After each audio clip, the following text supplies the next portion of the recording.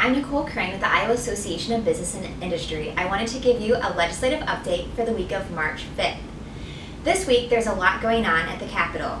Part of the reason that there's so much debate and so much discussion is that next week is the second legislative funnel. For those of you who may not be familiar, a legislative funnel is a self-imposed deadline.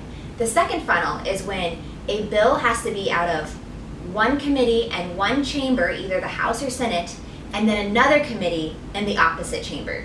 Of course, like all pieces of legislation, there are some exceptions to that rule. Ways and Means, which is the tax policy bill, appropriations, and government oversight are all bills that are funnel-proof. So let's take a look real briefly at some of the upcoming legislative issues you might be hearing more about. First is just a few key bills. We have the Equipment Manufacturing Regulatory Relief Bill. This helps Iowa equipment manufacturers who build onto a truck chassis cleanly transfer the title to the end customer.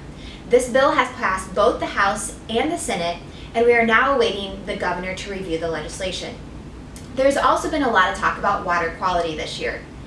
Earlier this session, the first bill out of the chamber was Senate File 512, which was the water quality comprehensive legislation that provided additional funding.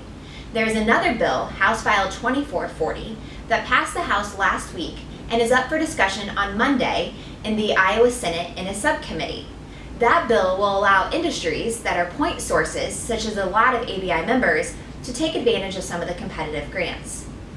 I know you might be thinking, well, these issues seem somewhat nuanced. Well, there is another big piece of legislation that you'll be hearing a lot more about, and that is tax reform. The Senate last week passed their version of tax reform, which is Senate File 2383.